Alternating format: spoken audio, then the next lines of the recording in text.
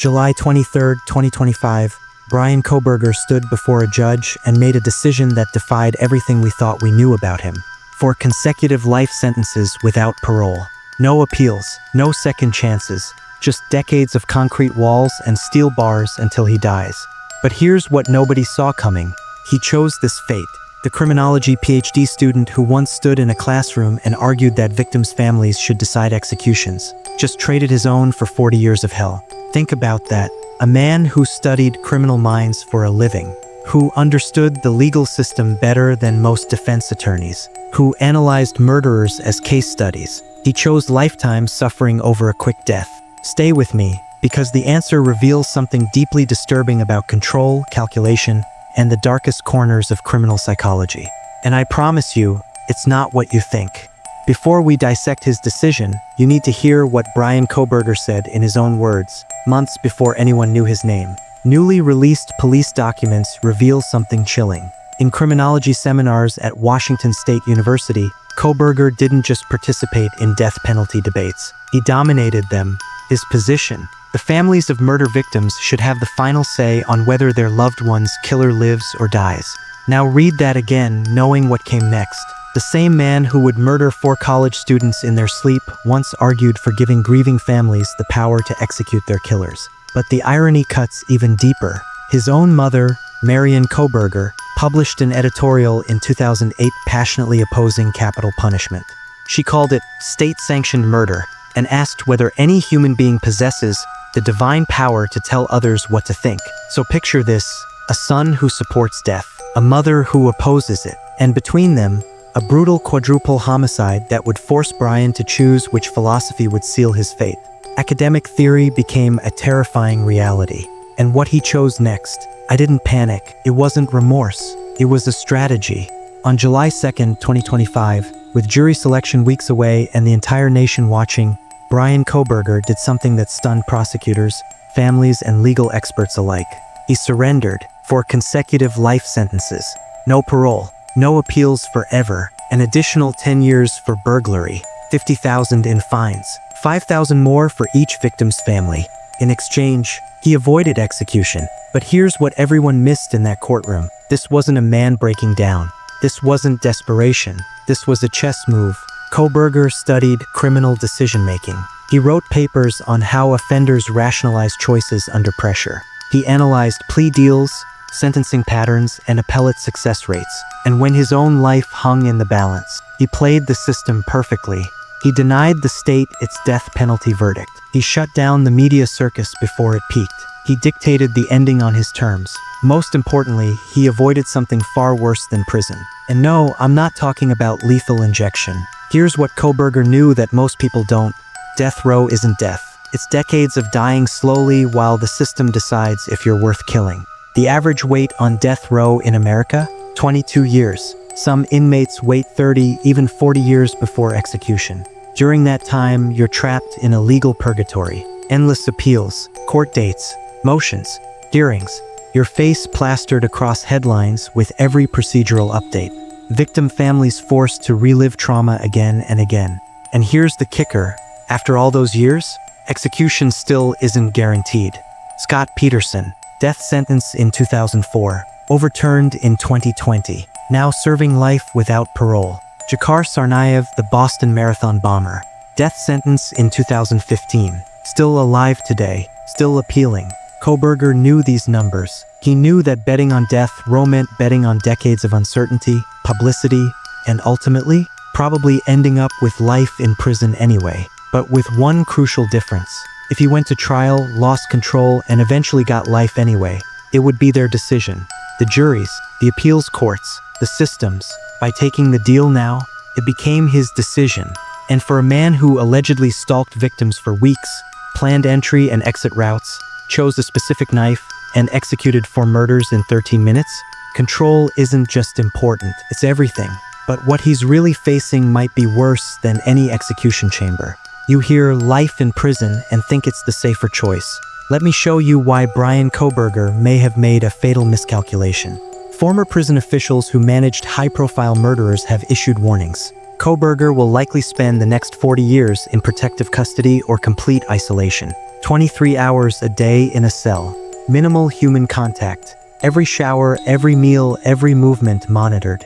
Because in prison, he's not just another inmate. He's a trophy. Seth Ferranti, a documentary filmmaker and former federal prisoner, put it bluntly, the convicts are going to eat him up in Idaho State Prison. And here's what makes it worse. Kohberger never even sparred at his boxing gym. He showed up to build confidence. Shadow boxing, conditioning, no contact. This is an intellectual, a researcher, a guy who lived entirely in his head. He's about to enter a world where violence isn't theoretical. But forget physical danger for a moment. The real punishment, the mental breakdown that happens when hope dies. No possibility of freedom forever. Watching his parents grow old through bulletproof glass. Visits become less frequent as they age, eventually stopping altogether. Missing every birthday, holiday, milestone. 40 years of the same beige walls, the same steel toilet, the same faces, the same routine. For someone pursuing a PhD in criminal justice, someone who dreamed of becoming a professor, publishing research, being respected in academic circles, imagine that intellectual death. No more seminars, no more debates, no more feeling superior, just silence, repetition, and the slow erosion of a mind with nowhere left to expand. Ron McAndrew, a Florida prison warden who managed death row for years, explained something crucial. Some inmates see killing someone like this as a status symbol. Especially inmates already on death row, they kill another famous inmate, what are you going to do? Give them another life sentence. Kohberger murdered 4 beloved college kids. His trial was national news. In prison, he's not feared, he's famous, which makes him vulnerable. Every day is survival. Every interaction carries danger. Every moment requires watching your back in a place designed to break you. But did the victim families even want this outcome? At sentencing, the room went silent as victim families approached the podium. Some wanted closure. Others wanted something else entirely. The families who felt cheated. Steve Goncalves, Kaylee's father, didn't mince words. He stared directly at Kohberger and said, "You were that careless, that foolish, that stupid. You're a joke." But it was Kaylee's sister, Olivia, who delivered the most devastating blow. No one is scared of you today. No one is impressed by you. No one thinks you're important. You act like no one could ever understand your mind, but the truth is, you're basic. You're a textbook case of insecurity disguised as control. That word hung in the courtroom like a verdict of its own. These families felt robbed. They'd written in victim impact statements that life in prison means he would still get to speak, form relationships, and engage with the world. Meanwhile, our loved ones have been silenced forever. They wanted death. They wanted justice that matched the crime, but they didn't get it. The families who found peace. Other families saw it differently. They'd watched death penalty cases drag on for decades. They'd heard stories of families waiting 30, even 40 years for executions that never came. One family member wrote about waiting 31 years for closure. 31 years of appeals, legal notices, retrials, and re-traumatization. By accepting this deal with no appeals, no retrials, no more headlines, the case ends. Today, no more court dates, no more waiting, just silence, grief, and maybe, eventually, healing. Prosecutors emphasized this point. They took the deal to spare families decades of legal torture. But there's one person who never spoke. One person who could have given them all answers. And his silence might be the most calculated move of all. At sentencing, Bryan Kohberger had one final chance to speak. Judges often allow defendants to address the court, the families, the world, to explain, to apologize, to offer something, anything that resembles humanity. Kohberger declined. He sat silently, occasionally glancing at his mother with what witnesses described as a slight smile. He made eye contact with families as they called him a sociopath, a coward, and basic. He said nothing. Judge Stephen Hippler expressed visible frustration. Even if he explained his actions, it would not be satisfying, because there is no reason for these crimes that could approach anything resembling rationality. Some speculate he's protecting a future media deal, that he wants to sell his story for money, attention, or legacy. The judge made clear he hopes that never happens, but here's the truth about his silence. It's not about money. It's about control. In a universe where he's lost everything, his freedom, his future, his family, his reputation, silence is the last power move he has left. By refusing to speak, he maintains mystery. It's the ultimate act of control over a situation completely beyond his control.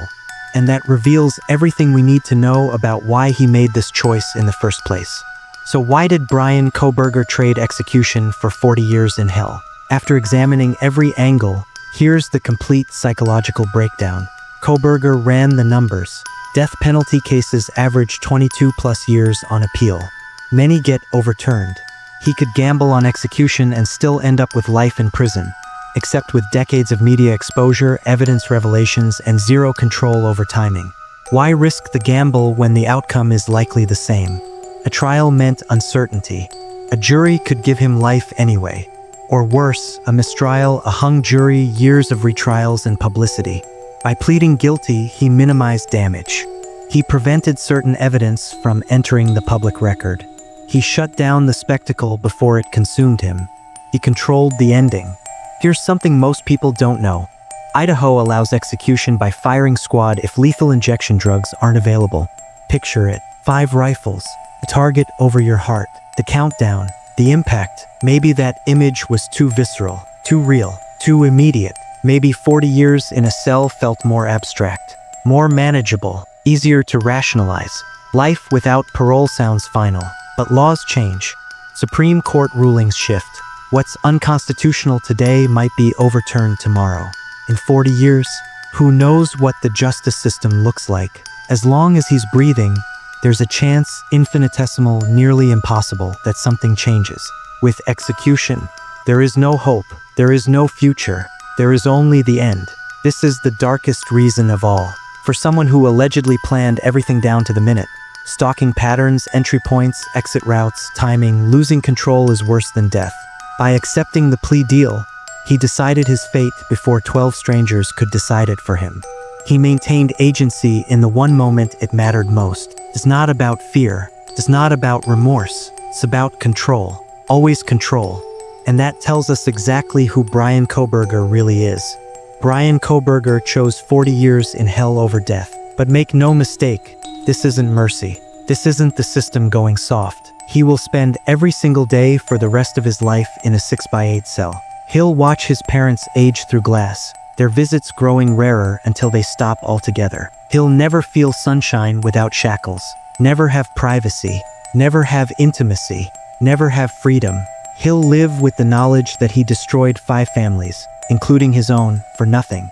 No motive, no logic, just violence. Madison Mogen, Kaylee Goncalves, Xana Kernodle, Ethan Chapin. Their families will carry this pain forever. Some wanted his death. Others wanted closure. What they all deserve is for Bryan Kohberger to disappear into complete obscurity, to become nothing more than a forgotten number in the Idaho Department of Corrections. He chose control over death, but he'll spend every day of that choice knowing the world sees him for exactly what Olivia Goncalves said he was: basic, insecure, utterly unremarkable. And maybe, just maybe, living with that truth is the cruelest sentence of all. If this breakdown of why Bryan Kohberger chose 40 years in hell over death gave you chills, make sure to like the video and subscribe for more deep dives into the darkest corners of true crime, only on Crime Shade. Now we want to hear from you. Did Kohberger really win by keeping control of his fate, or did he just sentence himself to something even worse than death? Let us know in the comments, and we'll see you in the next video.